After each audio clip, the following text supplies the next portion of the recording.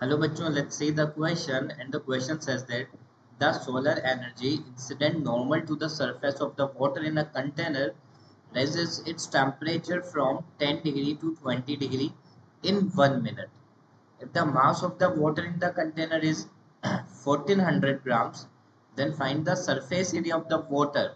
Here we have to find the surface area of the water in the container. The solar constant is given as 1.4 kilowatt per meter square and neglect the heat absorbed by the container. Okay बच्चों, तो question में आपसे क्या पूछा गया है? यहाँ आपको दिया गया है सोलर एनर्जी जो कि normal to the surface instant होती है वाटर पे, ठीक है, जिससे कि जो टेम्परेचर रेज होता है वाटर का वो 10 से 20 डिग्री हो जाता है, ठीक है, 1 मिनट में। और मास ऑफ द वाटर आपको गिवन है। ओके, आपको यहाँ पर surface area of water find out करना है, ठीक है। सोलर कांस्टेंट आपको यहाँ पर गिवन है और heat absorb by the container हमें जो है नेग्लेक्ट करके चलना है। चलिए बच्चों, बात करते हैं यहाँ पर सॉल्यूशन की। Okay, and before solution we have a key concept to solve this question. तो यहाँ पर क्वेश्चन को सॉल्व करने के लिए जो की कंसेप्ट है बच्चों, वो की कंसेप्ट क्या है, आइए वो मैं आपको बता देता हूँ। So here the key concept is the heat produced heat produced in solar cooker, the heat produced in solar cooker।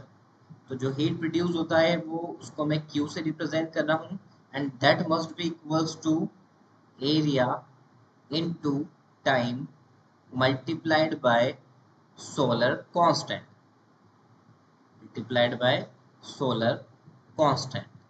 Okay बच्चों, यहाँ पर A planes of the area को रिप्रेजेंट करेगा, टी रिप्रेजेंट करेगा टाइम को, और यही हमारा बच्चों की कंसेप्ट है। यानी कि heat produce in solar cooker का जो फॉर्मूला है, यही हमें क्या करना है बच्चों, यही की कंसेप्ट मान के चलना है। चलिए आइए बात करते हैं सॉल्यूशन की।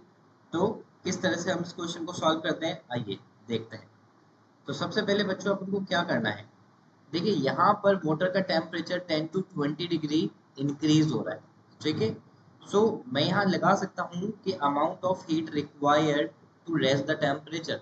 सो अमाउंट ऑफ हीट रिक्वायर्ड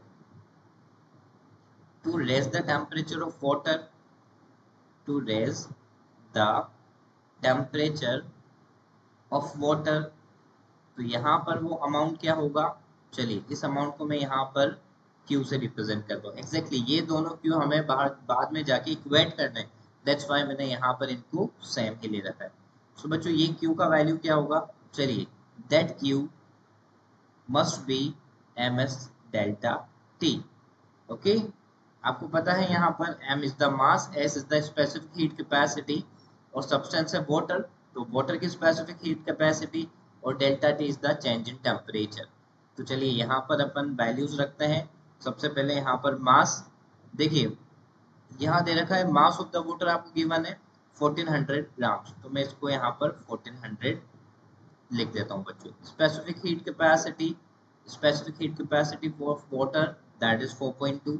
और देखिए चेंज इन टेम्परेचर कितना है, 20 माइनस 10, फाइनल माइनस इनिशियल, क्योंकि 10 से 20 डिग्री जितना टेम्परेचर चेंज हो रहा है, या फिर मैं कहूँ इतना टेम्परेचर रेज हो रहा है। तो बच्चों यहाँ पर जो Q का फाइनल वैल्यू हमारे पास आएगा दैट इज 58800 जूल। ओके, चलिए अब देखिए जो हीट प्रोड्यूस सोलर कुकर कर रहा है बच्चों, उसको भी हम यहाँ पर क्या करते हैं, कैलकुलेट करते हैं। और हमें फाइंड आउट क्या करना है, ये मत भूलिए, हमें फाइंड आउट करना है यहाँ पर surface area of the water, this one, that surface area of the water.